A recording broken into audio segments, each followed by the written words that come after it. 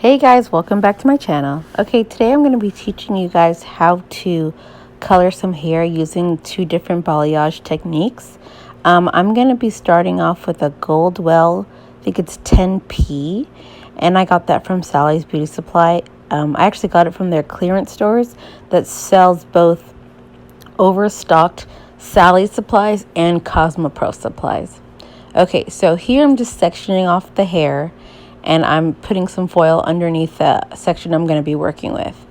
And I try to smooth it out. This hair is pretty wavy and a little bit curly, and so it can be a little difficult to get everything smooth. So I try to get it all smoothed out with a brush at first and lay it out flat on the foil so that I can distribute the product evenly throughout all the hair. You want to make sure that the product is properly distributed throughout the hair, because if it's not, you're going to have patches. And so you try to make sure that the product can get in. So at this time, I'm trying to make sure that the color that I'm putting on this hair, I want it to go throughout the hair.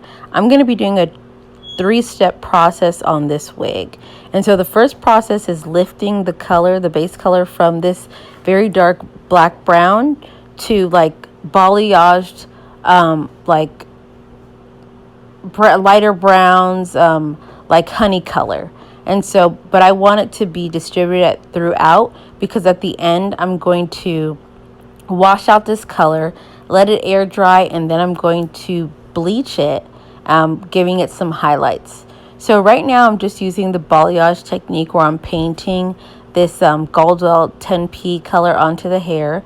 I'm painting it so that I'm having this like even distribution of color. I'm trying to be very careful so that I don't have any like harsh lines. So I'm painting in a vertical direction. I place the color on the hair horizontally, and then I paint in a vertical motion. At the bottom here, I'm kind of swirling the color around because I want the color to be throughout the bottom and I want it to be evenly distributed.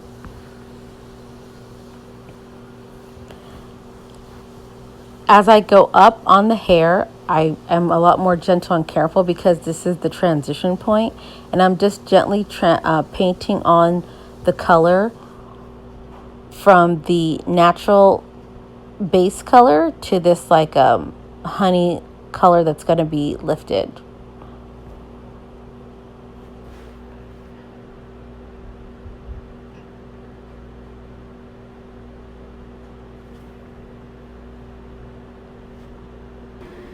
So right now I'm pretty much just speeding up the video, doing the same process.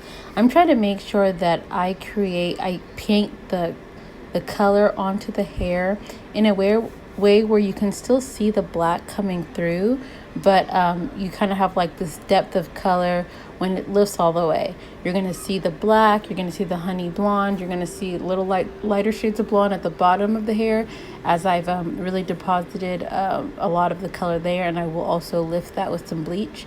So my whole point in this process is to give the hair depth of color. So I'm going to be putting a lot of color at the bottom, at the root of the hair, and then, well, sorry, not at the root, at the ends of the hair, and then I'm going to be fading out the color as I get closer to the root.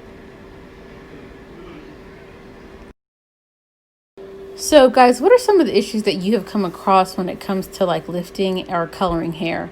I know for me personally, I'm still learning, but when it came to lifting it to a blonde, it was always a struggle for me. I did buy some courses, some CDs when it comes to like lifting hair and how to do it successfully, and I finally figured it out along with using the Redken flash lift for myself. I think that was very effective for me. But what are some of the things that you guys ran into?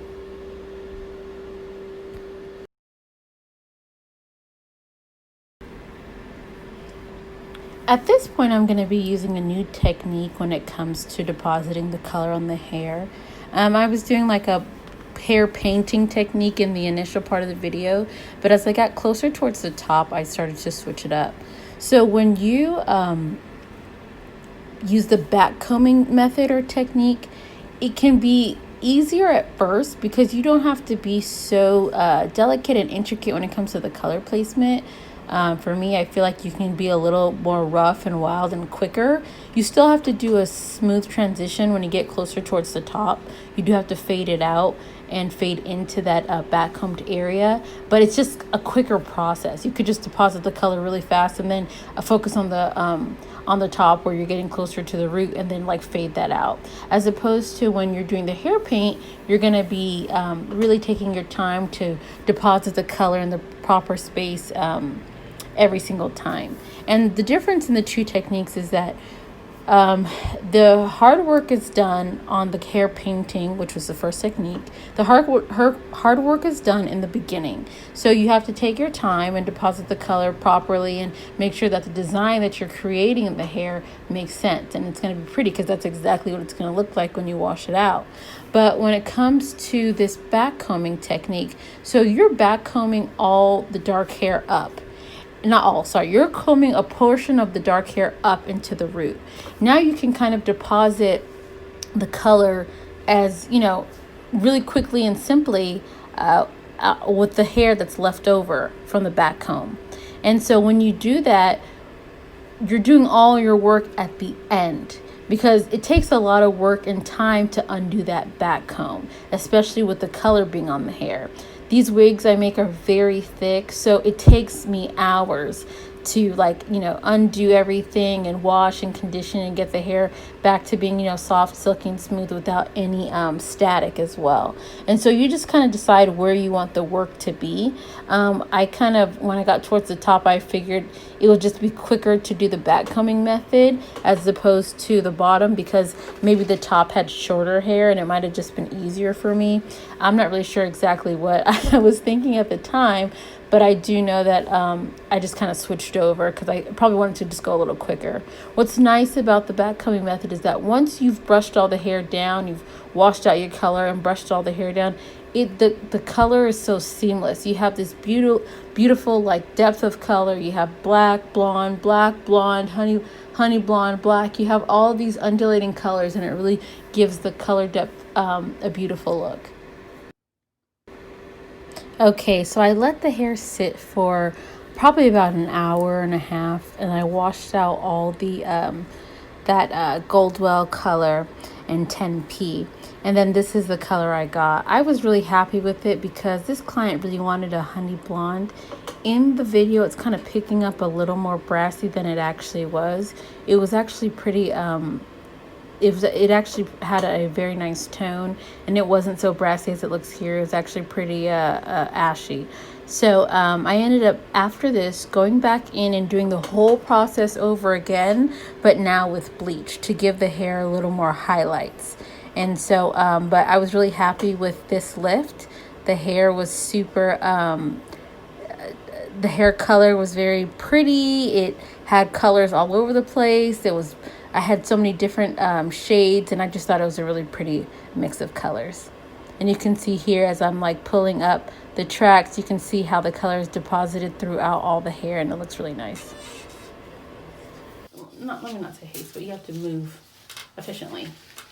And so the thing about here is I'm taking bigger sections because we want, that depth. We want that color underneath to kind of shine through. And so in doing that, this round will not take me as long as the first time did. I'm not back combing this time around, so the detangling process shouldn't be as long as last time. Last time it took me hours to take everything out and wash it and let it dry. So this time shouldn't take that long.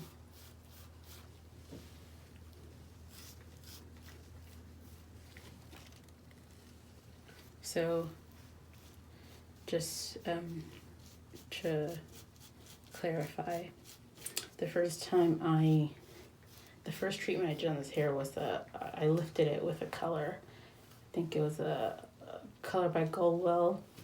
I think it was a 9p or something like that. I'll double check the name. And I did a back combing like balayage on there, and that's how I got this color underneath.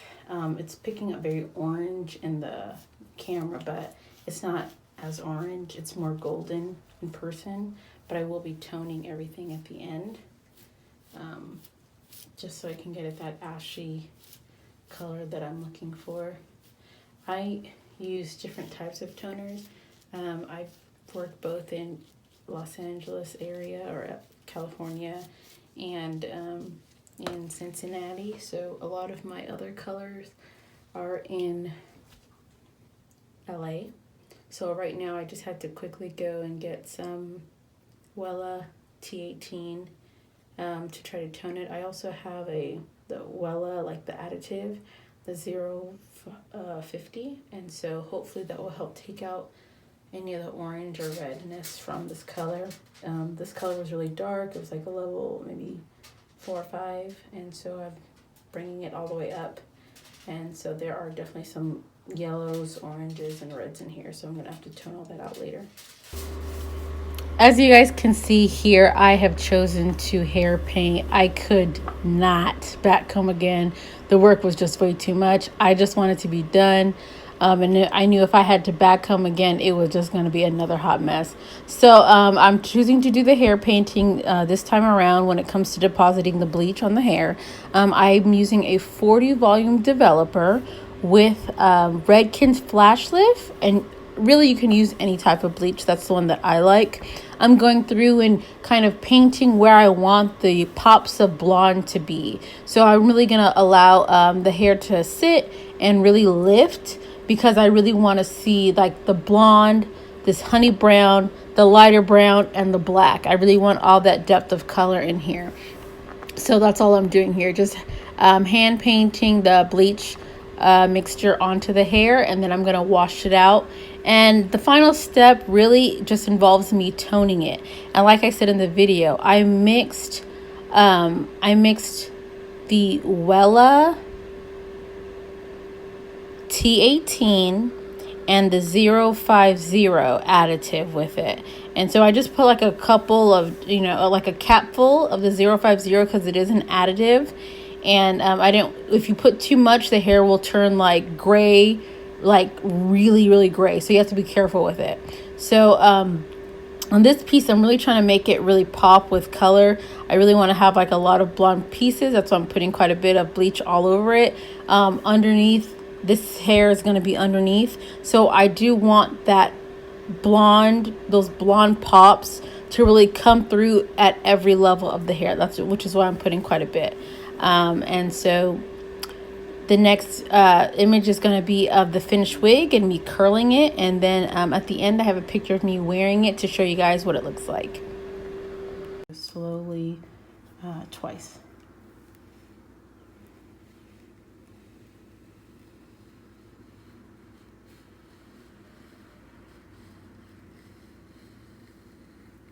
There you go.